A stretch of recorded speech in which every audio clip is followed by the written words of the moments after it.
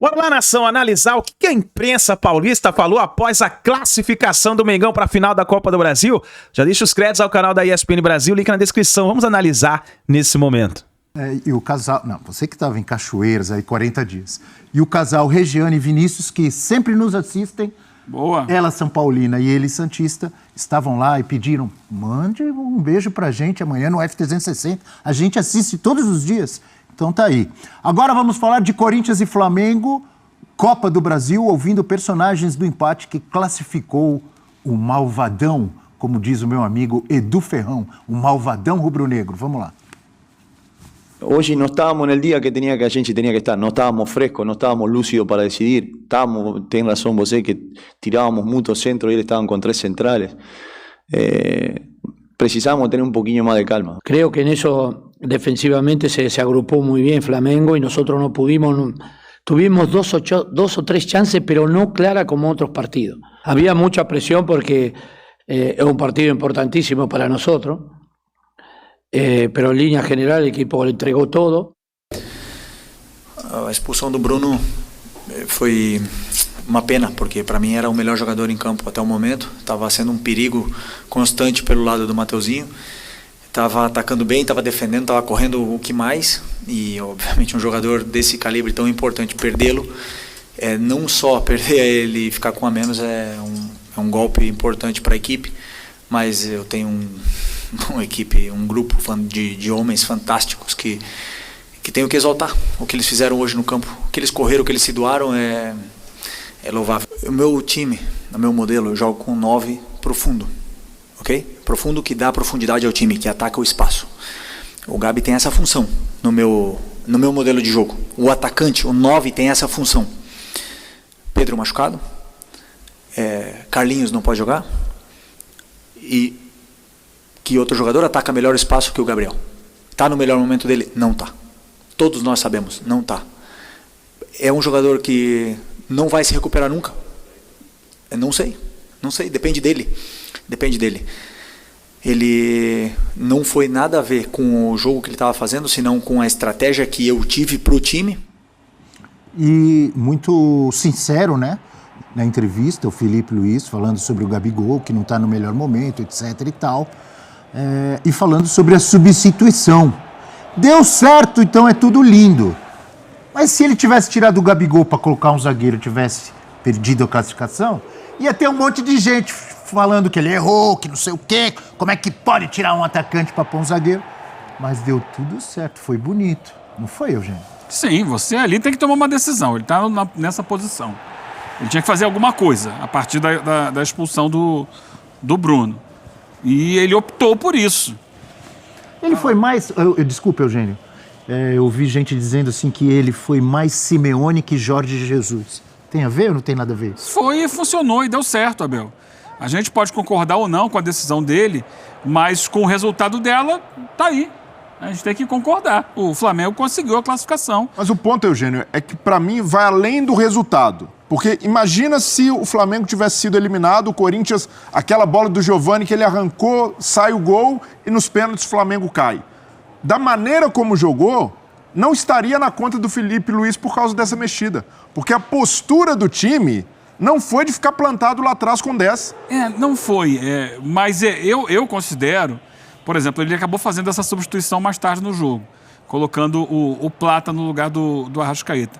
Ele passou a jogar sem nenhum atacante. Era um time sem atacante. Então... Também não tem tantas opções, né? Ele colocou o Plata no final do jogo. Por quê?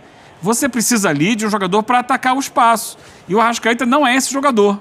O Arrascaeta, ele não tem essa velocidade. Ele é um jogador de muita qualidade técnica, de bom passe, mas para arrancar, ele não tem essa qualidade.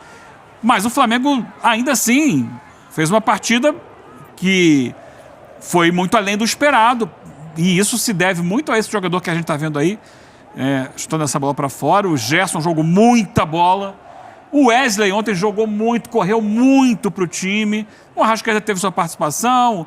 O De La Cruz, mais uma vez, abriu o bico, não aguentou jogar o tempo inteiro. É um jogador que tem tido muitos problemas físicos. Mas o Alcaraz entrou muito bem. Entrou bem, o Alcaraz melhorou o desempenho do meio-campo do Flamengo, com mais vitalidade ali.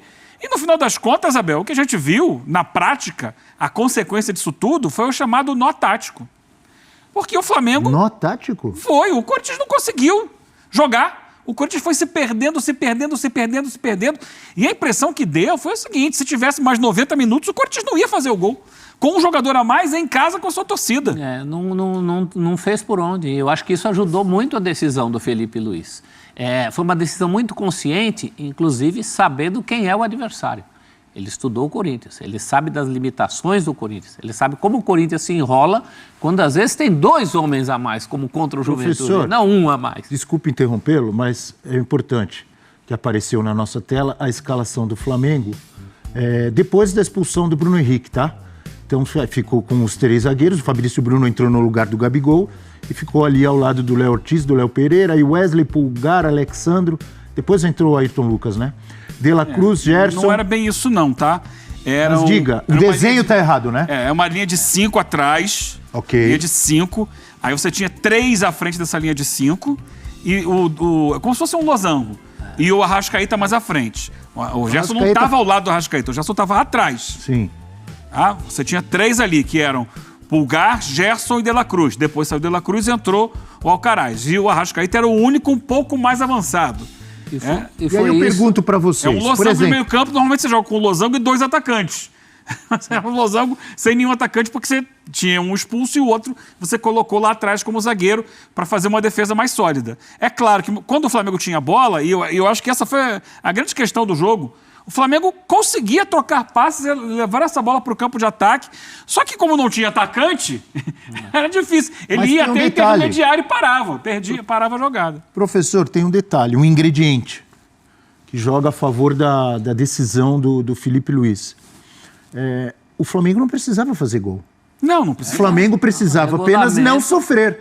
Foi o que aconteceu. Por exemplo, se tivesse sido empate o primeiro jogo, ou o Corinthians tivesse vencido no Maracanã, será que ele teria feito a mesma substituição, mesmo com um a menos? Não, acho que não. Muito provavelmente não. Concorda? Ele precisaria de um escape para além do Arrascaeta, o homem mais avançado. Isso é que me assustou na hora. Eu falei, caramba, ele não vai ter ataque? Ele vai jogar só com a Arrascaeta e vai chamar o Corinthians? O problema é que o Corinthians não foi. O Corinthians tem muito número de finalização. O Corinthians não foi, professor, por incompetência, porque... Por limitação. Ou porque o Flamengo não deixou? Não, por limitação. O Corinthians... E tem outra coisa, o Flamengo recuado é diferente de qualquer outro time recuado. Por quê? Outros times recuados vão ficar rifando bola e jogando a bola para o pé do adversário.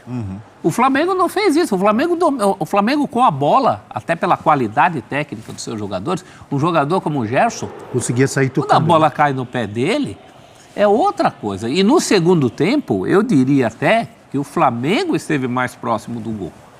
O Flamengo, se tivesse um atacante, talvez fizesse gol. Um atacante. Pela disposição em campo, o Corinthians esbarrou nas suas limitações, que ontem eram mais limitadas ainda, porque não tinha o Depay. O Ramon Dias chega a colocar o menino Giovani com quem ele nem tem contado.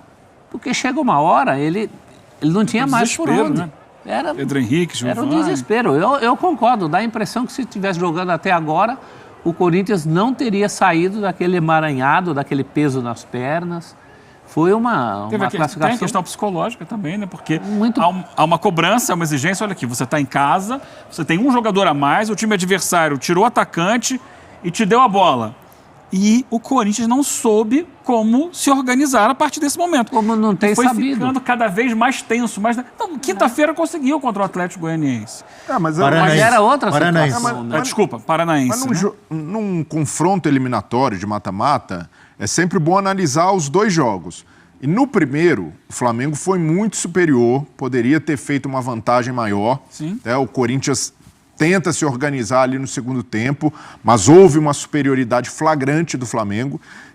Então, se a gente analisar os 2 jogos, e aí comparando estratégias, mexidas, o que os técnicos fizeram, a capacidade de reação, o Felipe Luiz foi superior ao Ramon Dias com muito menos experiência como treinador. Com muito mais soluções, com muito mais problemas. E assim, o Ramon Dias foi muito mal e reconheceu isso no primeiro tempo, na estratégia de jogo, com os 3 zagueiros contra o Flamengo.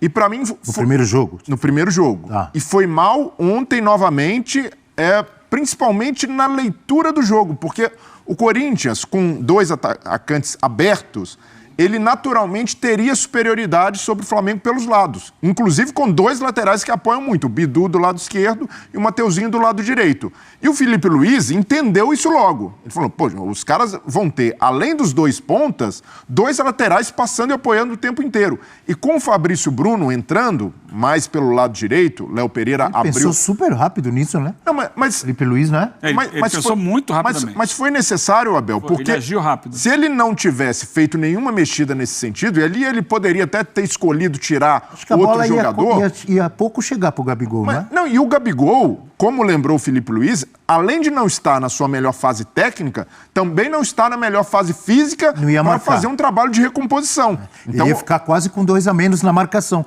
E o Bruno Henrique estava roubando bola. Tá participando, intenso, e o Gabigol não consegue jogar assim há muito tempo. Então, para mim, ele acertou. Uma concepção perfeita, porque na escolha do jogador. Né, o que se faz, na maioria das vezes, agora os técnicos têm procurado 2 linhas de 4. Modificar muito isso. 2 linhas de 4. Você tem um jogador a menos, você bota 2 linhas de 4, deixa um atacante para quando roubar essa bola, chegar lá na frente. Só que você pensa o Flamengo, com os jogadores que estavam em campo, você vai exigir ao Arrascaeta que volte para fechar o lado do campo? Vai cobrar isso dele? Ele não vai conseguir fazer. Então ele entende o seguinte, era difícil tirar o Arrascaeta, é mais fácil tirar o Gabigol, que não vem jogando bem. Para ter o Arrascaeta, ele tem que ser o jogador mais avançado disso daí. Como é que eu vou ajudar a marcar o lado do campo? Colocando mais um zagueiro. Porque aí eu tenho gente sobrando para fazer. Se a jogada pela direita eu venho para cá, se é pela esquerda eu vou para o outro lado. E principalmente... Então ele pensou muito rápido na solução. Não sei se ele já tinha isso em mente ou se foi ali na hora, mas ele agiu rápido e deu certo. Poderia não dar, mas deu certo. Mas era o que pedia pelo adversário. Se o Corinthians tivesse entrado só com 2 atacantes, aí tudo bem. Mas eram 3 atacantes, 2 pontos e 2 laterais muito agressivos. Então, com a linha de 5, ele travou os lados. E aí, para mim, a leitura do Ramon Dias fez exatamente o que o Filipe Luiz queria, porque no segundo tempo ele faz ali uma mexida necessária, o Félix Torres no lugar do Gustavo Henrique, que já tinha um cartão, mas a entrada do Carrilho no meio-campo fez com que o Corinthians jogasse ainda mais por dentro, insistisse nesse jogo, tanto é que em algum momento ele abre o Yuri Alberto, o Romero passa a ser a referência, e o Corinthians só vai jogar novamente pelos lados com a entrada do Giovani, fazendo jogada individual pelo lado direito. Então, se tornou ainda mais confortável para o Flamengo quando o Corinthians passou a fazer esse jogo por dentro. Então, para mim, o Filipe Luiz foi duplamente superior ao Ramon Dias. Não só por ter pensado rápido, depois de perder o Bruno Henrique, mas principalmente no primeiro jogo, porque mudou completamente a característica do Flamengo. O Flamengo fez uma das melhores atuações no ano. E, poxa, o Ramon Dias é um técnico com muito lastro, com décadas de experiência. E o Filipe Luiz, com pouco tempo na função, conseguiu ser superior taticamente a um cara mais vivido, a um cara que eu nem digo que tem mais repertório, mas que é mais vivido nesse tipo de situação. E o Filipe Luiz demonstrou uma maturidade e até uma personalidade de um técnico com décadas de experiência como o Ramon. Então, é muito cedo ainda, mas a amostragem do Filipe Luiz até aqui é muito boa. Mudou a cara do Flamengo imediatamente, imprimiu um estilo de jogo que a torcida queria. Fez com... Calma, o senhor estava de férias, eu lembrei do senhor que no primeiro jogo do Filipe Luiz você falou que o Flamengo lembrou o Flamengo do Jorge Jesus de 2019. Não, mas não... É só lembrar, é um jogo após o outro, que é um chavão, só que no meio de semana o Flamengo foi mal e perdeu do Fluminense. E o Corinthians foi muito bem com o Ramon Dias, atropelou o Atlético Paranaense. Cada jogo uma história. No meio de semana diferente. O Flamengo focado na Copa do Brasil, entrou com o time, ele conseguiu poupar jogadores, mas até aqui a amostragem do Filipe Luiz é muito positiva. Ideia de jogo que o torcedor já demonstrou que gosta, e até ontem, se não tivesse perdido o Bruno Henrique, o Flamengo demonstrou que não jogaria lá atrás para sentar na vantagem, pelo contrário, ia jogar para tentar fazer um gol. E, além disso, a personalidade que ele demonstrou fazer essa mexida, porque era arriscado sim, ele sabia que estaria na conta dele se o Flamengo caísse.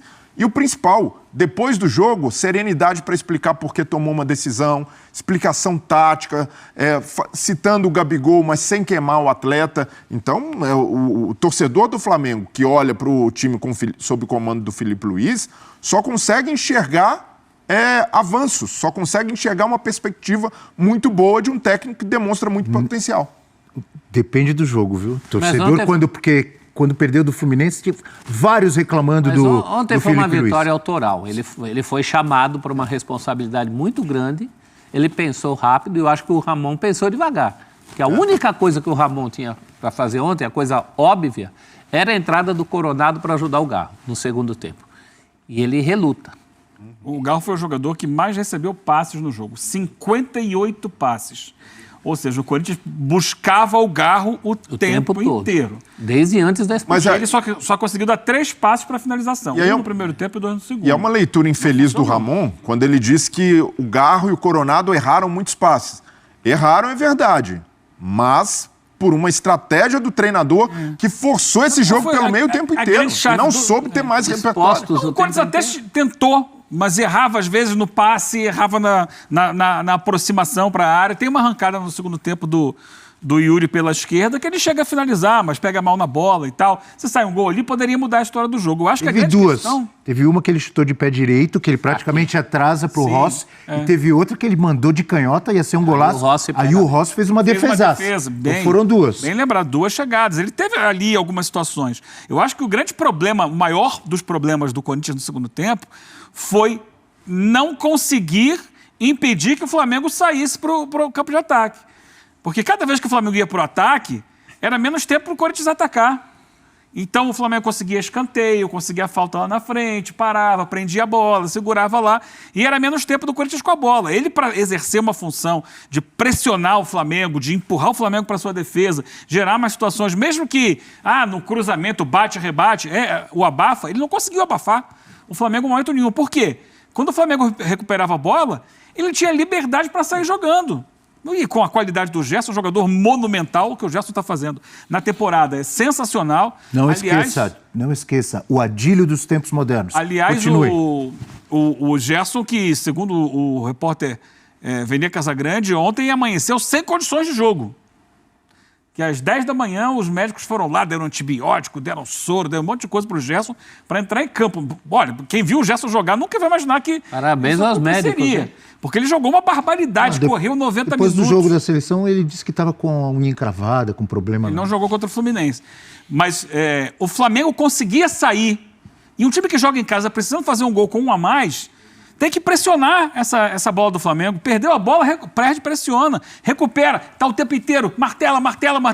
Não, o Flamengo pegava a bola e pimba, ia pro ataque. Aí até o Corinthians voltar, recuperar essa bola, mesmo sabendo que o Flamengo não tinha atacante. É sempre bom lembrar que o Corinthians teve um jogo, praticamente uma final, não era uma final porque é pontos corridos, e que foi muito intenso, que ele fez 2-0, levou 2-2, acabou goleando lá o Atlético Paranaense, mas não pôde poupar ninguém. Talvez tenha influenciado ontem. Talvez não, influenciou. Então, isso que eu estou dizendo. E aí entra naquela história... Estou dizendo na parte física. Entra naquela história, de novo, que a gente vai lembrar da mudança de data feita pela CBF.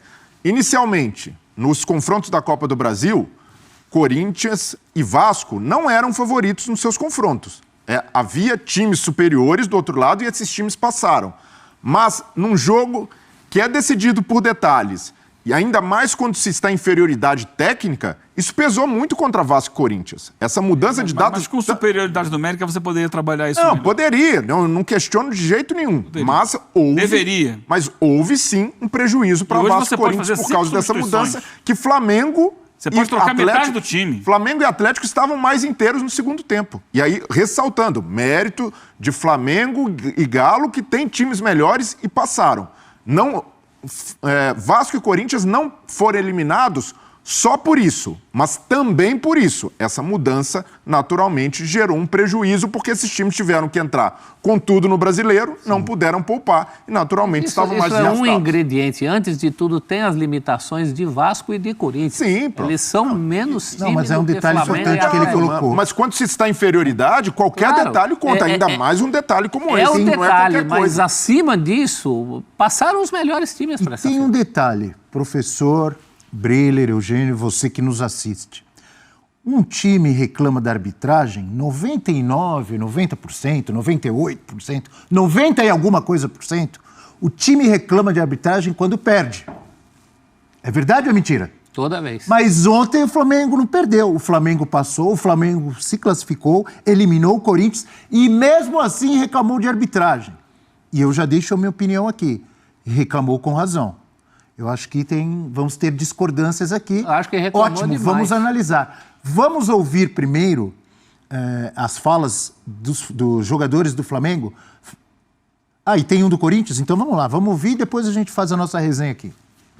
Eu acho que teve muita falta desnecessária que foi apitada, acho que amarrou muito o jogo, o que não faz bem para o espetáculo e acabou, querendo ou não, acaba ajudando o Flamengo, porque é o momento que eles estavam com um a menos e precisavam descansar e amarravam o jogo e ganhava tempo. O goleiro que fica desde o primeiro momento, depois da expulsão, ganhando tempo, na minha situação, se o juiz dá um amarelo muito rápido, isso para de imediato. E nem aconteceu o amarelo, né? Eu não sei o que estão reclamando aí de absolutamente nada. Pelo menos o Corinthians não tem que reclamar de absolutamente nada. Principalmente esse lance do Arrascaeta, porque ele já estava, a gente entende que ele já estava numa diagonal em direção ao gol. Só que a interpretação de não tomar o vermelho é uma brincadeira. Choram muito, ficam chorando demais em relação à arbitragem, em relação à data dos jogos, entendeu? Isso acaba prejudicando, entendeu? Os árbitros têm um conforto do caramba de ficar dentro da cabine do VAR, um critério para um time e outro para o outro. É intervenção mínima para os outros clubes e intervenção mínima para o Flamengo, para os outros clubes não. A CBF tem todo o conforto, deixa os árbitros com todo o conforto de errar quanto quiser contra o Flamengo. Só a única coisa que eu peço é que respeitem o Flamengo. Porque o que eu sinto é que, ou você é com o Flamengo, ou você é contra o Flamengo, todos os outros clubes, então é mais fácil sempre ir contra o Flamengo. Sempre é mais fácil ir contra o Flamengo.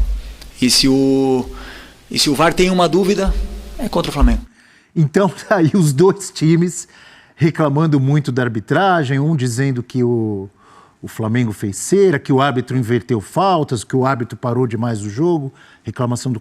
Eu sinceramente, eu não me lembro. O Rossi fez cera ontem? Não, e até em algum momento no segundo tempo a torcida do Corinthians atira uma garrafa em direção ao Rossi e ele também se aproveita disso. Vai levar ali ao Daronco, ganha um tempo, mas por responsabilidade demais, né? do torcedor que atira a garrafa no gramado. Vamos ver o lance reclamado ali do Gustavo Henrique no Arrascaeta. Na minha opinião, o juiz deu cartão amarelo. Na minha opinião, era para vermelho, porque tem aquela coisa do... Como é que é? Chance clara. E como é que é? Direção, distância, são 4 coisas a se avaliar. Direção, distância, número de defensores e domínio de bola. Os 4 Então põe o lance aí. Olha só. O contra-ataque, o lançamento ali para o Arrascaeta e o Gustavo Henrique agarra, puxa, o juiz dá cartão amarelo. E aí acho que a gente tem que analisar se o Arrascaeta, ele ia na cara do gol? Tinha alguém perto dele? Para mim, ele ia na cara do Hugo. Concordo. Isso para mim é cartão vermelho. Concordo, Abel. E ali faz uma diferença a orientação da bola, porque o Arrascaeta, ele corta para dentro. Se ele dá o tapa para fora, para o lado, aí é uma circunstância. Mas como ele cortou para dentro, para mim ele ia em direção ao gol. Olha só onde ele tá. Quando ele sofre a falta, ele tá 2, 3 passos da grande área. Ele ia entrar cara a cara com o Hugo. Ele continua no que os árbitros falam, lateralidade. Ali ainda né? Então você tem que ter... Peraí, você não faz gol só de frente, você faz gol pelo lado. Ele ia entrar cara a cara com o goleiro. Essas regras novas, elas são muito confusas, mas nesse caso específico, eu acho que ela é muito clara. Ela fala que você tem que ter direção, distância, defensor, ou seja, o último homem, e domínio. Era o último, não era? Era o último. Eu acho que era o último. O domínio não é claro, mas é óbvio que se ele sofreu a falta é porque ele ia dominar. Como o domínio não é claro? Não, ele dominou. Não, como não é claro o domínio? A bola está na frente. Não, ele ia Qual é o lance aí de novo? Eu acho que ele tem o domínio com uma certa boa vontade, o último homem, vamos colocar o último homem, mas não tem a direção e a distância é grande. Vamos colocar, pra não. Expulsar... Mas vamos colocar, era o último homem, sim. Para expulsar, não. Eugênio. Eu acho que falta direção. Falta direção? Como assim? Ele não estava literalmente na direção do gol. Ele está de lado. Não estava na direção do gol? Mas ele corta para dentro. Olha ali, Eugênio. Ele corta para dentro, mas ele não estava. Ao cortar para dentro, se o Gustavo não faz a falta, ele sai dentro da área com Essa é uma questão chance... interpretativa. Não, para mim é bem aplicado o cartão amarelo Eu acho que ele não tinha direção naquele momento. Peraí. Então se o Gustavo Henrique não puxa, ele ia pra onde? Pra escanteio? Ou ele ia entrar na... Mas foi assim, você vai Ele ia expulsar ter sempre. que depois fazer uma curva. Uma curva? Pra poder pegar a área. Mas, de fato, é uma questão interpretativa, naturalmente.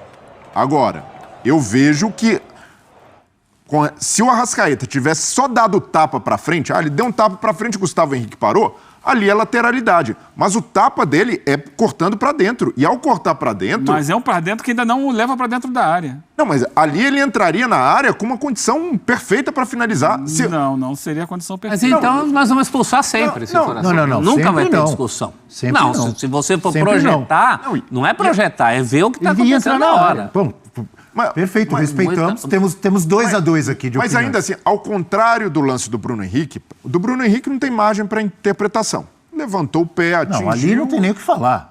Pelo amor de Deus. Agora, esse lance, de fato, é interpretativo. Mas eu vejo que a margem, se o árbitro interpretasse como um lance de cartão vermelho, ok, porque, na minha visão, ele, ao dar esse tapa para dentro, o Arrascaeta sairia numa condição perfeita para marcar. Tá aí, nação, lance polêmico, hein? Tem que ser bem analisado, na minha opinião, ali tinha que expulsar também o jogador do Corinthians, porque o Arrascaeta, ele estava entrando em direção ao gol. Na minha opinião, aí, esse lance, o Flamengo foi prejudicado. Mas tá aí, nação, então, a imprensa paulista tendo que se render ao Flamengo do Felipe Luiz. Mengão classificado na grande final da Copa do Brasil. Deixa o seu like e a gente se vê daqui a pouquinho no próximo vídeo.